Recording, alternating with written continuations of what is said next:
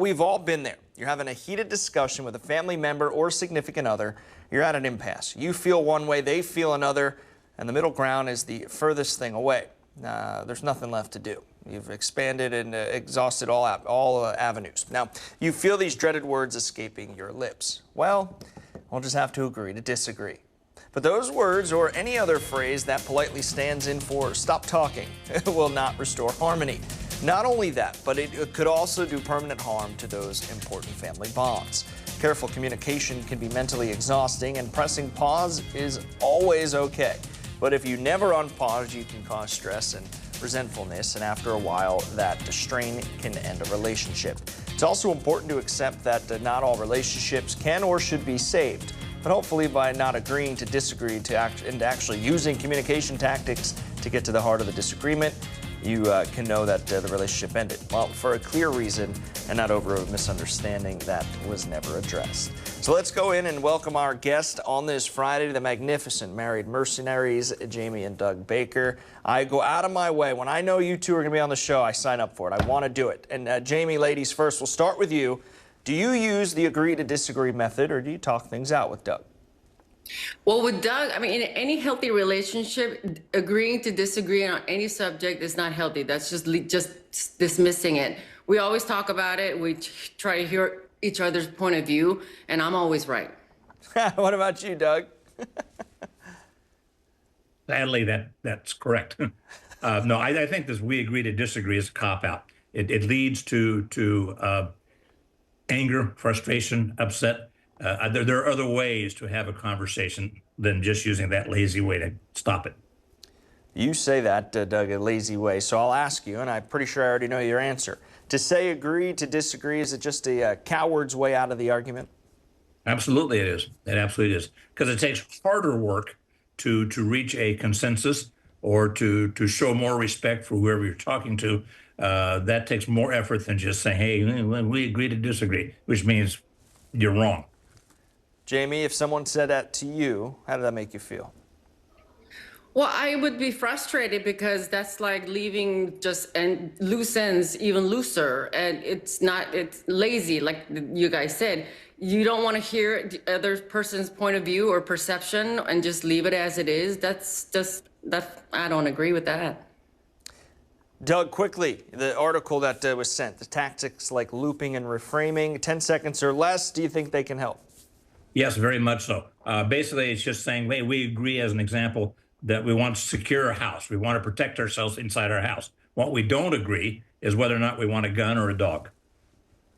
All right, Bakers, so sit tight here for just a moment now. All right, we'll bring the Bakers back into the conversation tonight. Jamie, your thoughts on the lawsuit? Well, before hearing Walter, I kind of thought totally opposite of what he just said, but I guess it makes a lot of sense. Now, if I had owned a piece of land within that area and I had no say-so in it and I owned it outright, I would have a little bit of a problem with that, but I do agree for the most part that, you know, they're trying to protect the area, so. Doug? Let me make sure I understand this correctly.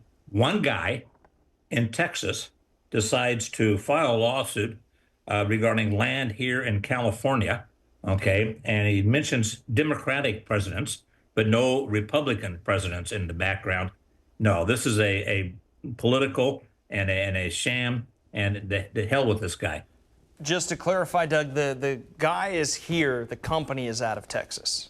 I don't know if that makes it any different, but do you think Biden overstepped his authority, Doug, with the designation? No, I was very pleased that he did this. I'm in favor of it. I'm glad he did it. And you can ask me a lot of questions about where he might have overstepped his authority, but I don't believe it was in this case. Jamie, your thoughts? I'm not going to get into any political comments about anything, but I'm sure Trump will do what he can, just like Biden did. So, you know, it's going to continue on. Now, current landowners... We'll just have to agree to disagree on this one, Jamie. I was waiting for it. Doug and Jamie, hang on here. We got one more for you coming up in just a bit. Good thing you guys are in separate rooms, Doug. Well, did your mom always know what was going on in her house? Did it seem like she had super hearing?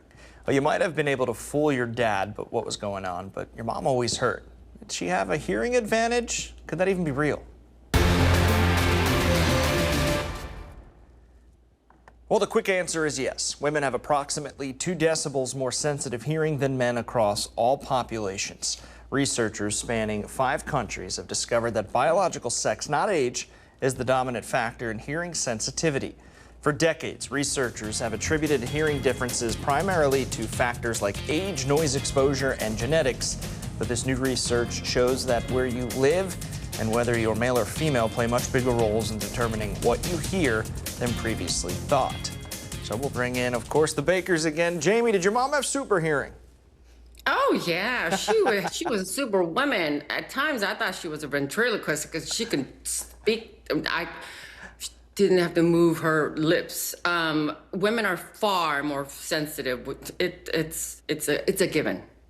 Doug, did your mom have super hearing? Yeah, it always amazed me that she could be at work and know what I was up to at home 20 miles away.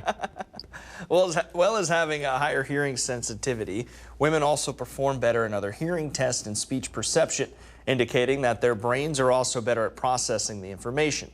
So much for the weaker sex. Am I right, Jamie?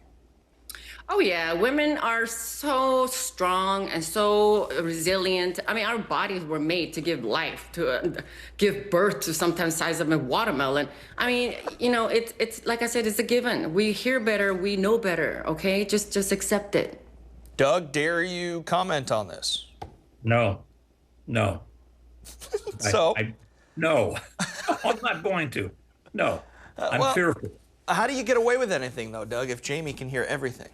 Here's the deal. I could be on the other side of the house, you know, down a hallway, in the bedroom, other side of the house, and I can sigh, just a soft sigh.